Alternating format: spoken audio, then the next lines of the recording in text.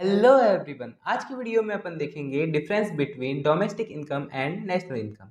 इससे पहले वाली वीडियो में अपन ने नेशनल इनकम क्या होता है वो देखा था, और उसके अलावा अपन ने उसके कुछ इंपॉर्टेंट टर्म्स देखी थी, जैसे national income and it's aggregate वगैरह अपन ने समझ लिया था। अगर आपने वो वाली वीडियो नहीं देखी हो तो आप आई कार्ड पे जाकर चेकआउट कर लेना, आपको वो वीडियो वहाँ पे मिल जाएगी।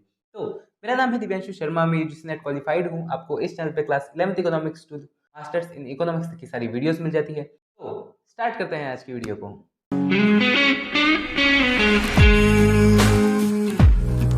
तो फर्स्ट अगर अपन बात करते हैं तो एक नॉर्मल सिनेरियो से देखते हैं डोमेस्टिक इनकम क्या होती है। तो डोमेस्टिक इनकम क्या होती है, एक मैं आपको ब्लैंक स्लाइड पे लेकर के समझाता हूँ। डोमेस्टिक इनकम क्या होती है? डोमेस्टिक इनकम वो सारी इनकम होती है कि जो एक टेरिटरी के अंदर, जैसे फॉर एग्जांपल ये एक बाउंड्री है, इस बाउंड्री के अंदर अंदर जिन भी लोगों ने इनकम अर्न करी है, वो सारी चीज़ किस में अर्न होगी, इसमें काउंट होगी, वो होगी डोमेस्टिक इनकम के अंडर। और फॉर एग्जांपल एक जगह है, जैसे नेशनल इनकम क्या होती है कि जैसे ये एक जगह है, इसके अंदर 50% रह रहे हैं, ठीक है, 50% रह रहे हैं, इन सब ने जो भी अर्निंग करी, बट ये 50% में से दो जने बाहर चले गए दूसरी जगह पे, ये दूसरी जगह है, यहाँ पे जाके अर्न करने लग गए, ठीक है। अब यहाँ से वो जो पैसे कमा रहे हैं वो इधर दे रहे हैं, वो भी नेशनल इनकम में इंक्लूड होगी।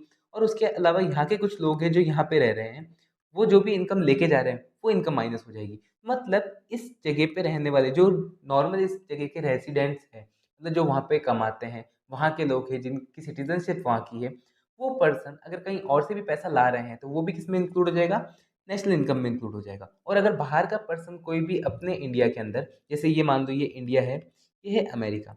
अब अगर इंडियन पर्सन अमेरिका जा करके कोई चीज़ अर्न कर रहा है, पैसा अर्न कर रहा है, पैसा अर्न करने के बाद इंडिया के अंदर सेंड कर रहा है, तो वो नेशनल इनकम में इंक्लूड होगा। तो ये क्या होगा, इंक्लूड होगा। और वैसे ही अगर अमेरिका का कोई पर्सन है, वो इंडिया में आकर के अर्न कर रहा है और यहाँ से पैसा लेकर के जा रहा है, तो यहाँ वो क्या होगा, डिडक्ट होगा, डिडक्ट होगा, ठीक है। ये होता है नेशनल इनकम। तो नेशनल इनकम के अंदर अपन ये देखते हैं कि जो पर्सन अपना रेसिडेंट नहीं है, वो जो इनकम कर रहा है वो डिडक्ट हो जाएगी, और जो अपना रेसिडेंट है बाहर से अर्न कर रहा है तो वो इंक्लूड हो जाएगी। बट डोमेस्टिक इनकम में ऐसा नहीं होता है। डोमेस्टिक इनकम क्या कहती है कि बस ये बाउंड्री है, इस बाउंड्री के अंदर चाहे अपने यहाँ का रेसिडेंट हो चाहे बाहर का रेसिडेंट हो, जो भी अर्न करेगा वो सब किस में काउंट होगा, डोमेस्टिक इनकम में काउंट होगा।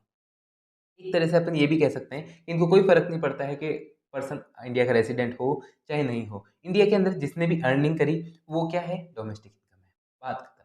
ये चीज़ ये बात करके चलते हैं। ठीक है, अब एक बार इसकी थ्योरीज़ वग़ैरह देखते हैं, अपन कवर करते हैं। तो डोमेस्टिक इनकम क्या होती है? ये टोटल इनकम है जो अर्न करते हैं ऑल फैक्टर ऑफ प्रोडक्शन, जैसे लेबर, कैपिटल, लैंड एक्सेट्रा, ये सारी चीज़ें जो भी अर्न करती है with in a geographical boundary. तो मतलब ये एक ज्योग्राफिकल बाउंड्री है, इसके अंदर-अंदर जो भी इनकम हो रही है वो सारी किस कौन-सी है? डोमेस्टिक इनकम है। अब regardless of the ownership of the factor, अब रिगार्डलेस है, उससे कोई फ़र्क नहीं पड़ता कि ओनरशिप किसकी है, चाहे इंडियन के रेज़िडेंट की हो, चाहे बाहर की है। क्लियर? आगे देखो, it include income earned bye foreign resident, इसके अंदर वो भी इंक्लूड होती है जो फॉरेन रेज़िडेंट अर्न करते हैं। मतलब बाहर के कोई भी पर्सन है, वो इंडिया में आकर के अगर कोई चीज़ अर्न कर रहे हैं, पैसा अर्न कर रहे हैं, तो वो भी इसमें इंक्लूड होने वाला है। ठीक है? और firm with in a country, जो फर्म कंट्री के अंदर होती है, उसको भी अपन इंक्लूड करते हैं। Exclude income earn by countries resident from abroad, तो मतलब इसके अंदर वो चीज़ इंक्लूड नहीं होती है जो बाहर वाले लोग होते हैं। जैसे अगर ये इंडिया है, ये अमेरिका है, अमेरिका से जो भी अपने इंडियन रेजिडेंट पर्सन है, जो भी अर्न करके लेके आ रहे हैं, वो चीज़ इसमें इंक्लूड नहीं होगी। क्यों नहीं होगी? क्योंकि वो ज्योग्राफिकल बाउंड्री के अंदर आपने अर्न नहीं किया है, इसलिए। ठीक है, अब इसका एक फार्मूला बनता है डोमेस्टिक इनकम का। तो डोमेस्टिक इनकम वो फार्मूला क्या होता है, कंपनसेशन ऑफ एम्प्लॉय, मतलब एम्प्लॉय को जो भी अपन इनकम देते हैं वो, फिर ऑपरेटिंग सरप्लस, ऑपरेटिंग सरप्लस में कोई भी कंपनी जितना भी पैसा कमा रही है, प्रॉफिट हो रहा है, वो ऑपरेटिंग सरप्लस। और मिक्स्ड इनकम की कंपनी नहीं हो, एक छोटी मोटी कोई काम कर रहे हो, उससे होने वाला प्रॉफिट भी मिक्स्ड इनकम में दिया जाता है। तो जो भी अर्न की जा रही है एक ज्योग्राफिकल बाउंड्री के अंदर, वो सब अपन किस में देते हैं, डोमेस्टिक इनकम में देते हैं। वही हो गया कंपनसेशन टू एम्प्लॉय, एम्प्लॉय को कोई भी पैसा दिया, वो उस एम्प्लॉय की इनकम हो गई। किसी कंपनी ने पैसा कमाया, वो ऑपरेटिंग सरप्लस हो गया। और कोई छोटा-मोटा बिज़नेस कर रहा है, जो एक तरह से कंपनी नहीं बनी हुई है, उसने जो भी कमाया वो मिक्स्ड इनकम के अंदर आ गई। तो वो सारी इनकम डोमेस्टिक इनकम हो गई। क्लियर है? आगे चलते हैं अब। नेशनल इनकम क्या होती है? नेशनल इनकम वो इनकम, जैसे मैंने अपन को बताया कि वो total income earned by resident of a country, resident के द्वारा ही अर्न होनी चाहिए। अब रेसिडेंट जैसे अगर इंडिया का रेसिडेंट है, तो इंडिया का चाहे इंडिया के अंदर कमाए, चाहे इंडिया के बाहर कमाए, वो इंक्लूड होने वाली है पेमेंट। ठीक है? फॉर डोमेस्टिकली एंड अब्रॉड, वही, और ज्योग्राफिकल बाउंड्री के अंदर भी और बाहर भी। It include income earn by resident from the overseas sources, मतलब बाहर से अगर रेसिडेंट ऑफ कंट्री बाहर से पैसा कमा रहा है तो वो भी इंक्लूड हो जाएगी। और इसके अंदर वो चीज़ एक्सक्लूड हो जाती है कि मतलब वो चीज़ मैं तुमको पहले ही बताया था कि वो चीज़ें एक्सक्लूड हो जाएगी जो कोई फॉरेनर इंडिया से कमा रहा है। इंडिया से अगर कमा रहा है तो वो पैसा बाहर लेके जा रहा है, बाहर लेके जाएगा तो वो अपनी कंट्री में लेके जाएगा, तो अपनी कंट्री से तो डिडक्ट हो रही है और बाहर कंट्री में ऐड हो रही है। ठीक है, क्लियर है? तो वैसे ही इसका अगर एक और एग्जांपल देख लो, ये इंडिया है, ये अमेरिका है।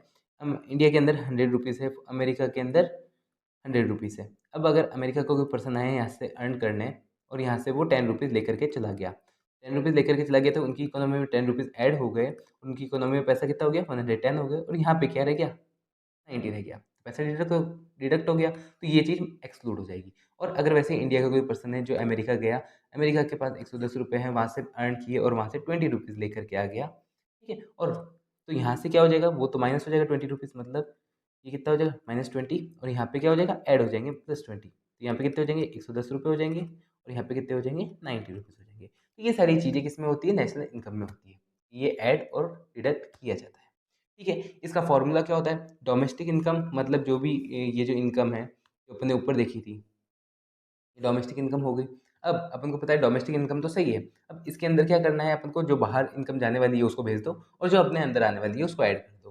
ठीक है, तो अब क्या है, ये अपन ने क्या किया, net factor income from abroad इसके अंदर प्लस कर दिया। Net factor income from abroad क्या होता है, मैंने फर्स्ट वीडियो में बताया था और बता देता हूँ कि जो इनकम अर्न करते हैं फ्रॉम अब्रॉड मतलब बाहर से जो इनकम अर्न हुई है, ये वाली इनकम जो अर्न हुई है, उसमें से जो income paid to foreigners, income जो अपन ने पेड करी थी, मतलब जो यहाँ पे जो 10 रुपये पेड किए थे, जो इनके यहाँ पे ऐड हुए थे, उसको माइनस कर दो। तो जैसे मान लो कि अपने 20 रुपीज़ इनकम हुई और बाहर जब अपने दी थी वो 10 रुपीज़ दी थी, तो यहाँ पे क्या निकल के आया, पॉजिटिव 10 रुपीज़ निकल के आए। तो मतलब अपने इकोनॉमी में 10 रुपीज़ एक्स्ट्रा ऐड हो रहे हैं, तो अपन को यहाँ पे दिख गया 110 रुपीज़ हो गए इकोनॉमी में।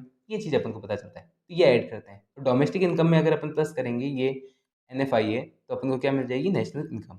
तो एक तरह से नेशनल इनकम क्या है, थोड़ी सी ब्रॉडर टर्म है। ब्रॉडर टर्म मतलब एक डोमेस्टिक इनकम से थोड़ा सा बड़े लेवल पे आ जाता है नेशनल इनकम। ठीक है, तो आपको ये वीडियो समझ में आ गई होगी। तो अगर आपको ये वीडियो समझ में आई है तो वीडियो को लाइक कर देना, चैनल को सब्सक्राइब कर देना, और कोई भी डाउट हो, क्वेश्चन हो तो आप कमेंट बॉक्स में इजीली पूछ सकते हैं। अपन मिलेंगे नेक्स्ट वीडियो में। Thanks for watching.